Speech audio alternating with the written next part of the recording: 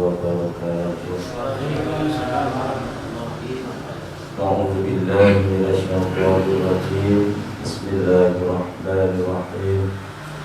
Alhamdulillah wa syukurillah ala nikmatillah. Wassalatu wassalamu ala rasulillah Muhammad bin Abdillah. La hawla wa la quwwata illa billah. Amma ba'da. Al-Qurama wal-Fudala Bara'anil Ulama Khususan Khususan Guru kita Habibana bil-Ubakar bin Abdul Qadir bin Abdullah Syawal bin Salim. Kita doakan untuk selalu dalam keadaan sehat wal-afiyah bi ta'atillah wa rasulih. Dan sukan sistematem Ra'isul Majalis Majalis Ustadz tempat sahabat muliakan Sohibul Musola hadirin sudah jamiah burda yang sahabat hormati. Bismillah, menggesarangan rasakan rasa syukur kita datang Allah Subhanahu wa Ta'ala. Ini menopong dan dalam menikah kita tasirkan para impitan kita nikmat taufik kita ya Allah, sehingga kita dikepalkan rawa dan menikah majelis ingkang penuh barokah, majelis ingkang penuh mulia. Keranten ingkang disebut adalah orang yang paling mulia yaitu Rasulullah sallallahu alaihi wasallam. Ingkang dipun waos sholawat Buddha. Jadi setunggalipun kisah zaman sahabat, ya Rasulullah, kapan datangnya dari kiamat ya Rasul? Setunggalipun sahabat takut datang Rasulullah. Sahabat, apa yang kamu siapkan untuk kiamat? Kamu tanya tentang hari kiamat itu. Apa yang kau persiapkan untuk menuju hari kiamat itu apa? Akhirnya sahabat itu sahabatnya kerana nopo, kerana ibadah itu niki mboten ngertos ditampi napa mboten, wallahu a'lam. Salat kita, ibadah kita, amal kita, sedekah kita ini diterima oleh Allah, kita tidak tahu yang mana yang diterima oleh Allah Subhanahu. Kita tidak tahu. Akhirnya pun sahabat ini jawab, ya Rasul, saya cuma punya satu, yaitu mahabbah, cinta tentang panjenengan ya Rasul, ya Rasulullah. Jadi Rasulullah nanti kok man ahabbani kana ma'i fil jannah. So wong sing cinta tentang aku, kata Rasulullah, maka besok bareng-bareng mlebu swarga Allah, bareng karo wong sing dicintai.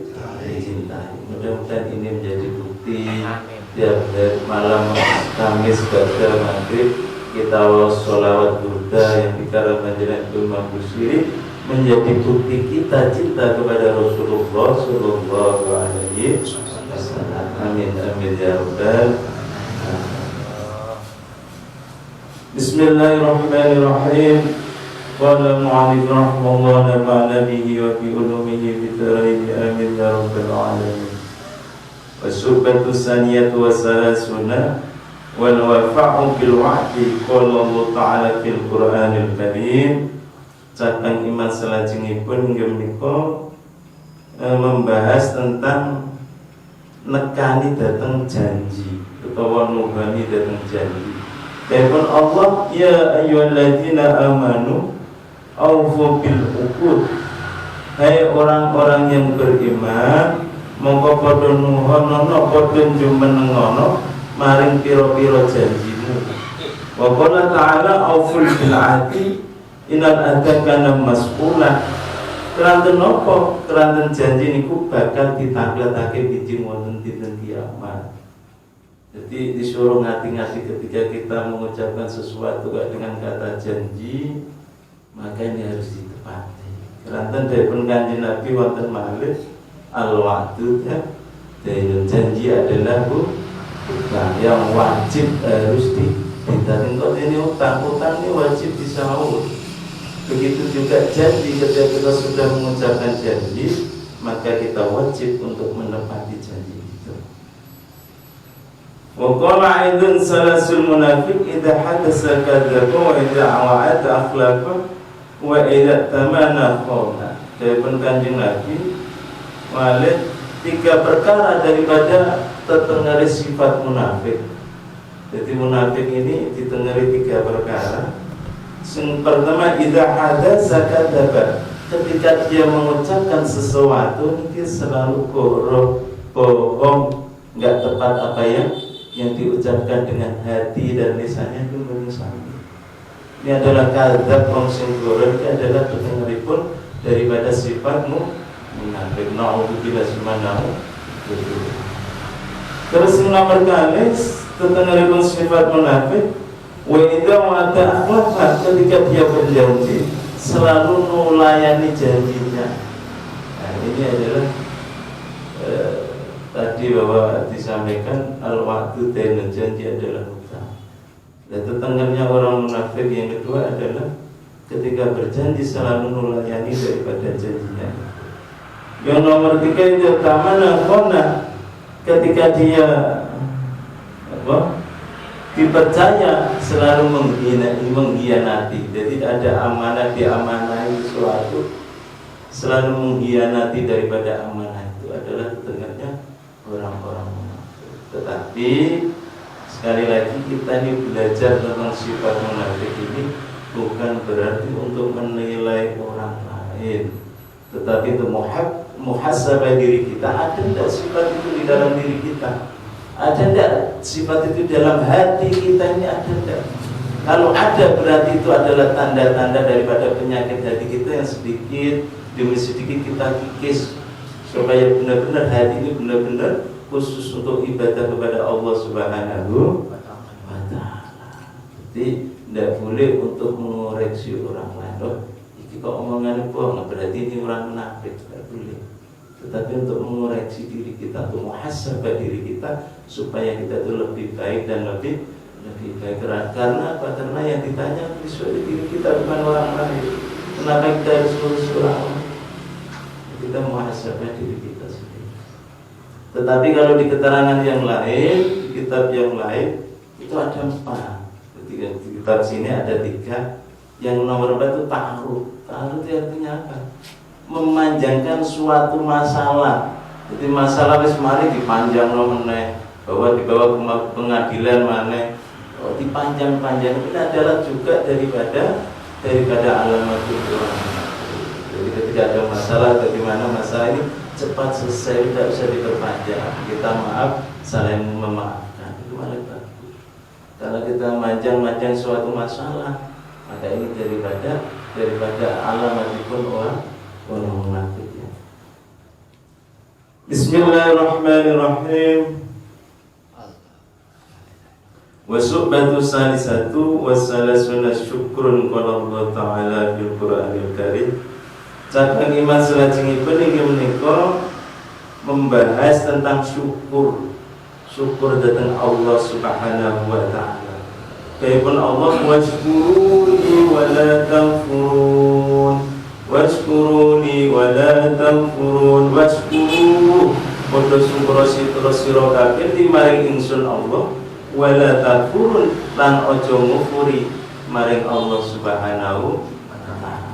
Dipun Al-Qur'an malih, la in syakartum la azidannakum wa la in kafartum inna adabi lasyadid. Siapa orang yang syukuri atas nikmatipun Allah, maka bakal dipun dikelake, ditambah nikmat yang diberikan oleh Allah.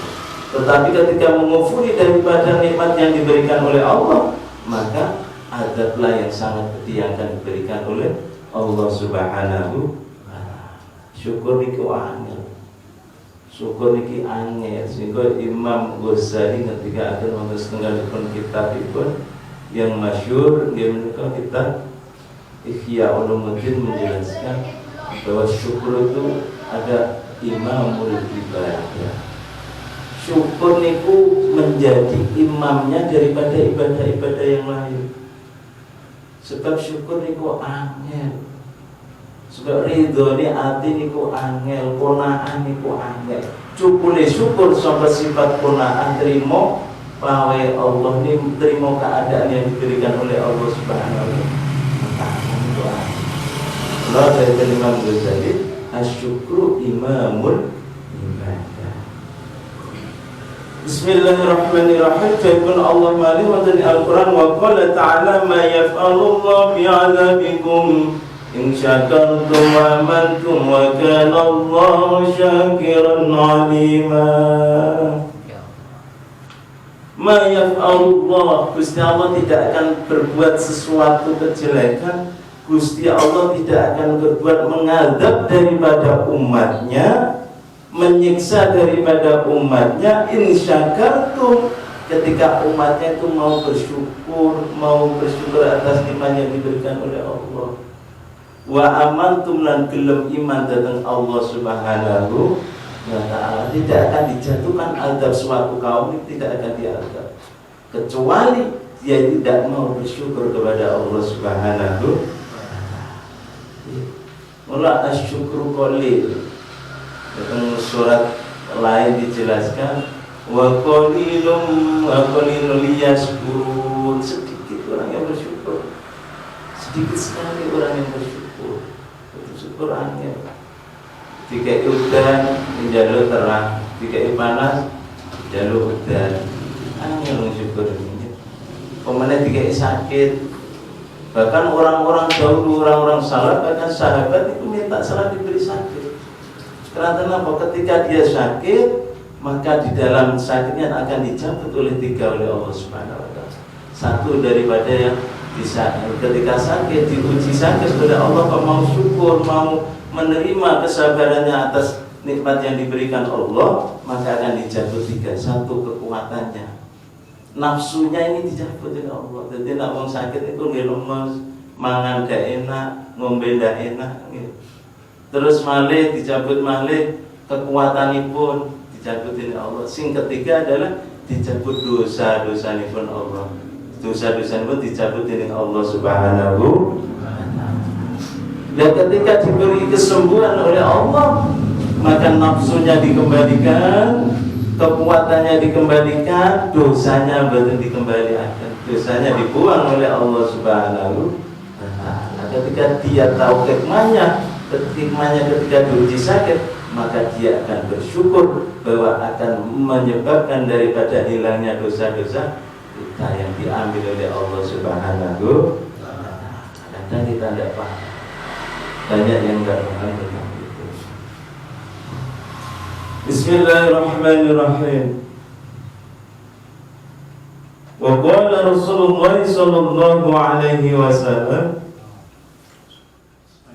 arba'u khisalin man kun fihi kamula islamuhu walau kana law min qarinihi ila qadamai qadaya.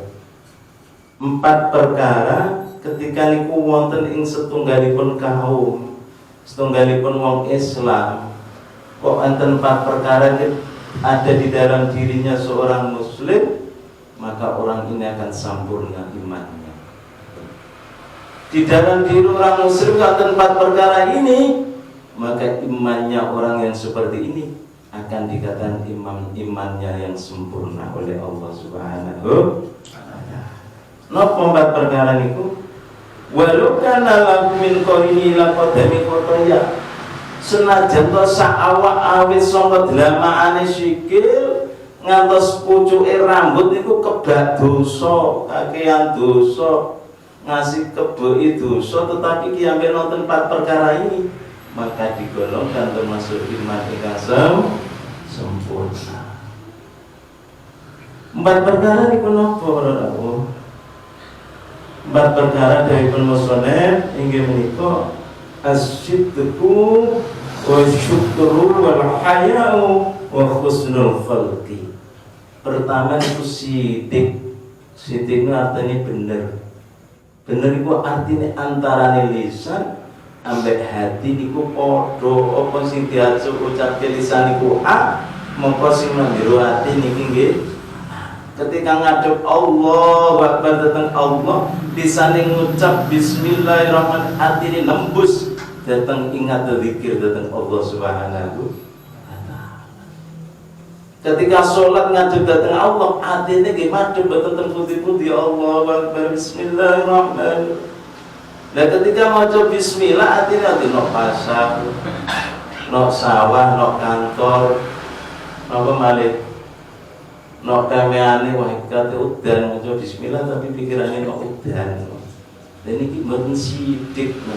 Padahal sidik ini di dalam pelajaran beberapa hukumnya, hukum syariat, hukum thariqah, dia masuk di dalam thariqah.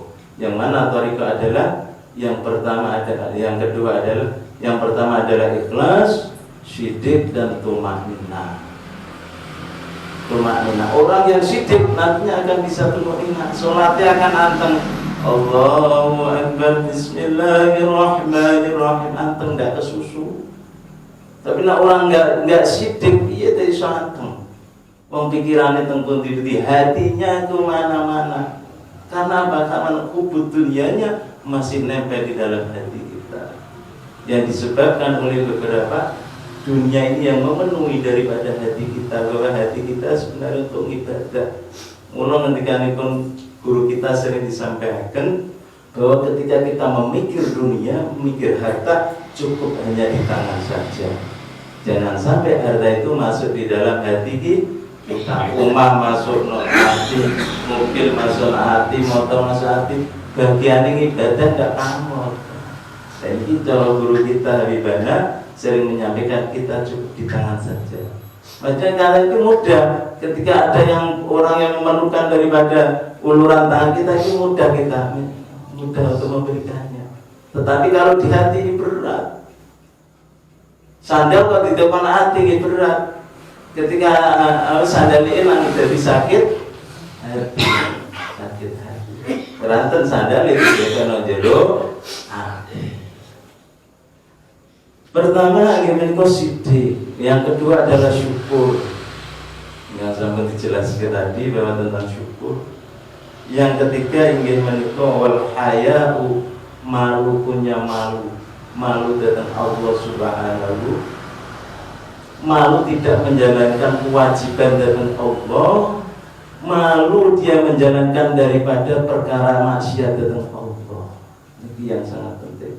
Jadi punya rasa malu datang Allah Subhanahu fisirri wal alaniyah, walaupun di dalam keadaan sendiri nonjur kamar peteng, tetapi punya rasa malu bahwa itu selalu diawasi dengan Allah Subhanahu. Yang ketiga, yang keempat, dia menikah wa husnul khulqi, bagusi akhlak. Maka sangat pentingnya akhlak ini ya. Akhlak, tata krama, adab ini sangat penting. Karena apa? Al-akhlak, al-adab fauqul ilm. Akhlak itu lebih tinggi tingkatannya daripada ilmu. Ilmu ini tinggi. Karena apa? Yarfa'ilul ladina amanu minkum wal ladina utul ilma darajat. Orang yang punya ilmu diangkat derajatnya oleh Allah. Tetapi ilmu tidak diakhlaki, tidak ada adab, maka ini yang nantinya akan rusak. Makanya tingkatannya orang berakhlak itu lebih tinggi daripada ilmu.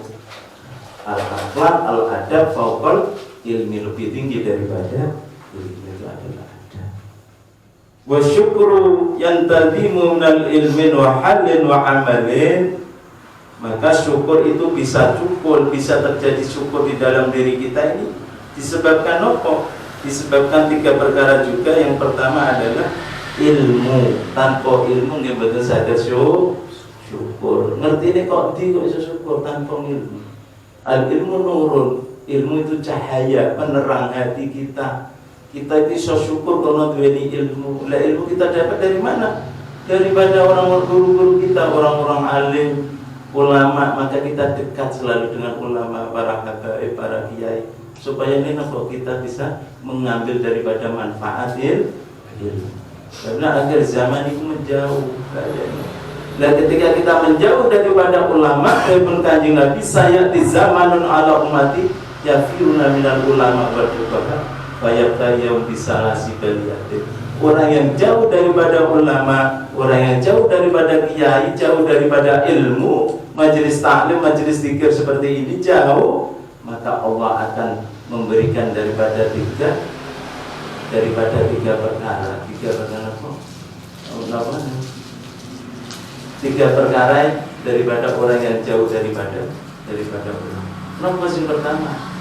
Yang pertama bakal dicoba atau diuji dengan Allah tiga perkara. Yang pertama yaitu yarfa'ullah min barakati hasbihi. Gusti Allah akan mengangkat daripada keberkahan anggene nyambut gawe sawah garap sawah hitaran tapi lali datang ngaji ini lali datang ibadah ini keberkahannya bukan enten berkurang. Apa tuh sitiarani berkah ini kalau tahu berkah ini ziyadatul khair bil khair, tambahin perkara baik sehingga jadi baik ini sitiarani barokah. Bukan berarti tambah duit, tambah beras, tambah sawah, tambah mobil ini kumpulan. Tetapi berkah tentu kan kebaikannya. Anaknya gak api, istrinya gak api, ibadahnya gak api. Itu ada tentang Allah, itu ada tentang Rasulullah, itu ada tentang guru nikun, itu ada tentang orang tuanya. Ini adalah suatu keberkahan. Rezeki ini pun barokah. Terus yang nomor kali apa? Si nomor kali wa yusallitu alim sultanan dzaliman. Orang yang jauh daripada ulama maka kalau diuji nomor 3 akan dikuasakan oleh suatu kaum, dikuasai oleh sultan-sultan sing dolim, pemimpin-pemimpin sing dolim. Ini karena masyarakatnya sendiri jauh daripada ulama, jauh daripada majelis taklim. Yang ketiga ini, yang ketiga yang bahaya ini, yakhrujuna minad dunya bi ghairi iman. Dia keluar daripada dunianya Allah ini tanpa membawa iman. Na'udzubillah summa na'udzubillah min. Alhamdulillah sudah panjang kayaknya ini. Mudah-mudahan sedikit manfaat barokah. Pahalanya kita khususkan juga kepada orang tua kita, kepada ahli-ahli kubur kita, kepada guru-guru kita. Mudah-mudahan dengan mengalirnya pahalanya daripada sholawat, pahalanya daripada ta'lim ini diampuni dosa-dosanya oleh Allah Subhanahu wa taala, diterima sedaya kesayanganipun dening Allah Subhanahu wa taala. Barokah kepada keluarga kita sedaya, anak cucu kita sedaya ditetapkan iman Islam dening Allah Subhanahu wa taala. Amin amin ya rabbal alamin.